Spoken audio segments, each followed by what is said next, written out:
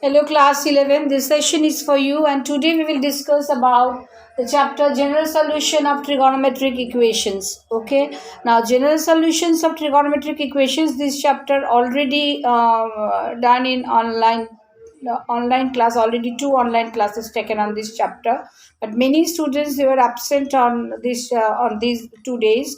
So it is very important to know how to find the principal solutions, and the whole chapter I'm not going to explain it again. It's not possible for me to explain the whole chapter again. Only how to find the principal solutions and the general solution, how to find it. It is not written in your book clearly, so I am here to explain only that part, how to find the principal solutions, because it is very important to know the method how to find it. Okay, if you don't know the method, then for 1 marks 2 marks questions, principal solutions, if the question, if you get the questions, then also you won't be able to give the answer properly if you don't know the method.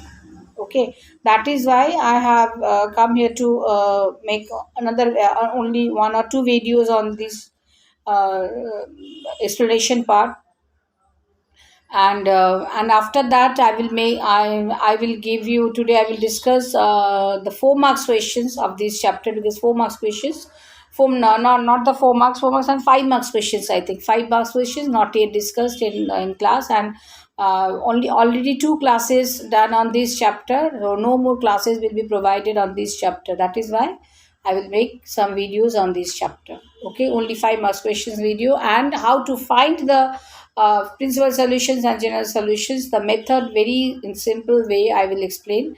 And because the whole chapter is not possible to make the video on this, because it took 4 hours or 2 hours one day to explain the chapter. So now in 2 hours, how can I manage in 10 minutes? It's not possible.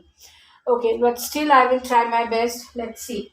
Now, what is general solutions of trigonometric equations? General solutions of trigonometric equations, that means say, actually this chapter we will deal about the method of determining the general solution of trigonometric form. General solutions means the equations what will be given to us in trigonometric ratios. The equations will be given to us. We have to find the value. If I say 2 sine square theta equals to 1, in that case we have to find the value of theta. Very simple. Solution means we have to find the value of theta, or 2 sine square x equals to 1.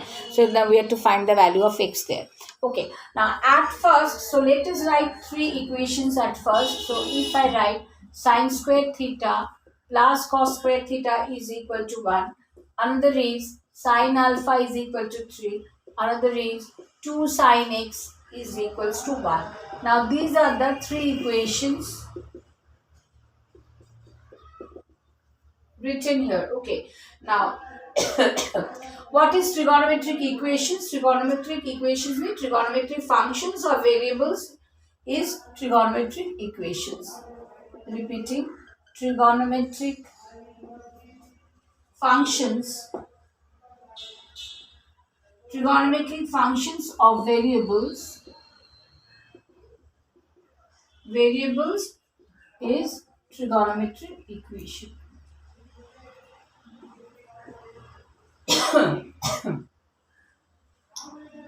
Okay, now equation 1 already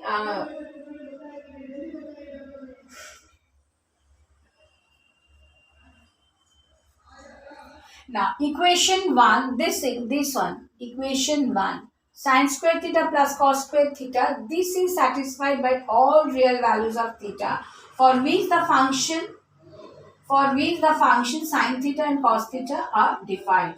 Such a relation involving one or more trigonometric functions is called a trigonometric identity.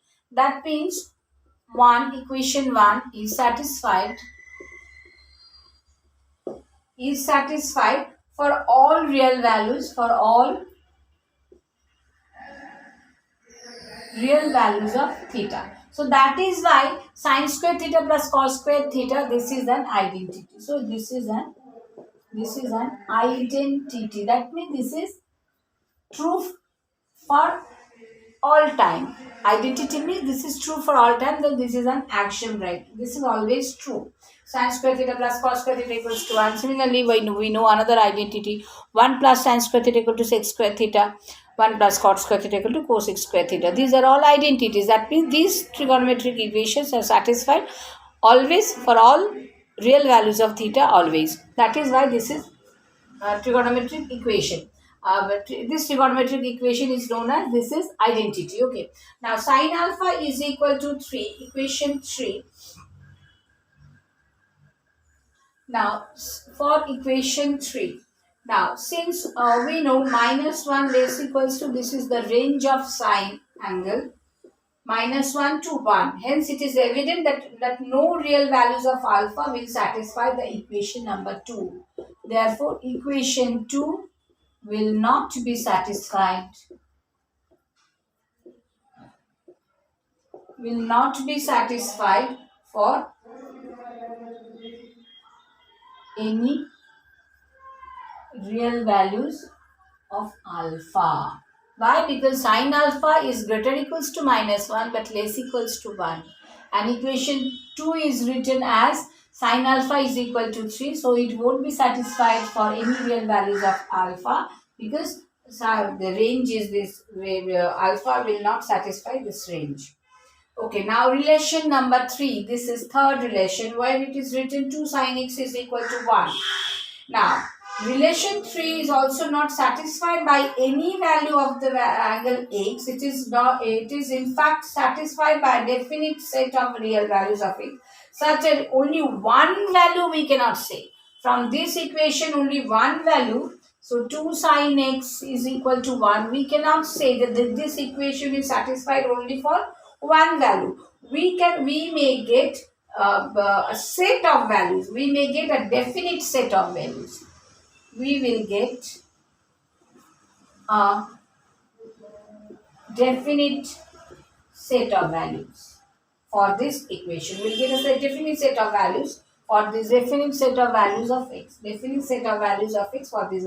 Such a relation involving one or more trigonometric function which is satisfied by a definite set of values of the associated angles is called trigonometric equation. So here we will get a definite set of values. When a definite set of values are satisfied for this equation, then it is known as trigonometric equation. Okay. Now how to find the principal solution and general solution?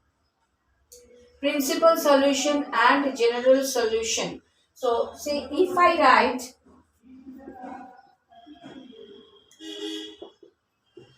principal solution and general solution. Okay. Principal solution, always remember there is a range of the values.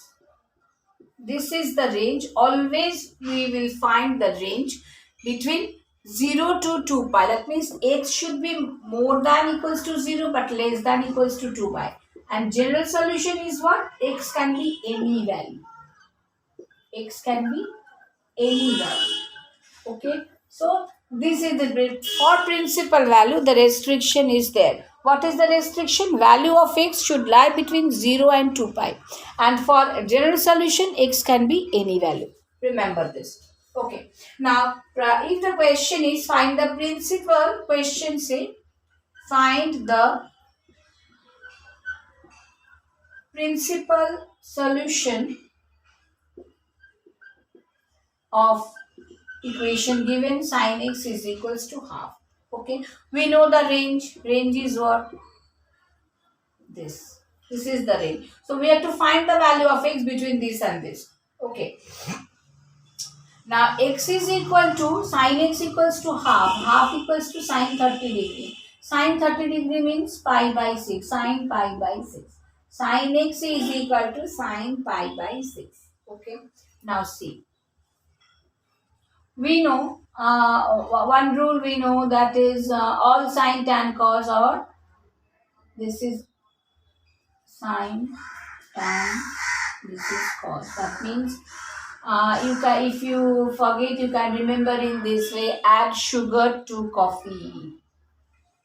Add sugar to coffee. That means here A means all, sugar means here sine, 2 means here tan, coffee means here cos. That means in the first quadrant all positive. Remember in this way, in the second quadrant only sine positive, third quadrant only tan positive, and the fourth quadrant only cos positive. Okay, so this is first, this is second, this is third, this is fourth. That means this is the first we know, this is second we know, this is third we know, this is fourth we know. Can you see the board clearly? Yes. So remember in this way, add sugar to coffee, this one. That means A means all, S sugar, S is sine, 2 T is tan, coffee C is cos. Okay, so here sine pi by 6, here this is positive. So sine is positive, where we will get positive? We will get sine positive in the first quadrant because sine positive always, and in the second quadrant here also we will get in the second quadrant and the first quadrant. Always remember in this way, first quadrant this is between 0 to 90 degree, first quadrant between 0 to 90 degree. Okay, so this is angle theta here, and 0 to 90 degree, and here what in the second quadrant always we will write this is as actually pi minus theta. This is pi minus theta. And the third quadrant we will write as pi plus theta. And the fourth quadrant we will write the angle as this is 2 pi minus this. So it is coming 2 pi minus theta. So always remember in the first quadrant we can write this theta, and next is pi. This is 180 degree pi minus theta. So it will move back. So it is pi minus theta. And the third quadrant, what will happen? This is pi and then plus theta. This is theta. So it is coming towards this. So it is pi plus theta. And the fourth quadrant, for 2 pi, then minus pi. So it is 2 pi minus theta. So we will do like this. So sine pi by 6 means we can write sine pi by 6, that is in the first quadrant.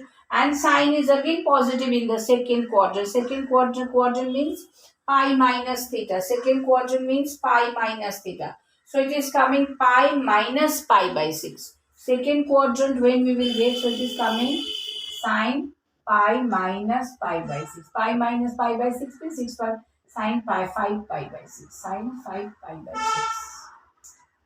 Sine, sorry. Here we will write sine second quadrant sine 5 pi by 6, and here we will get sine 5 by 6.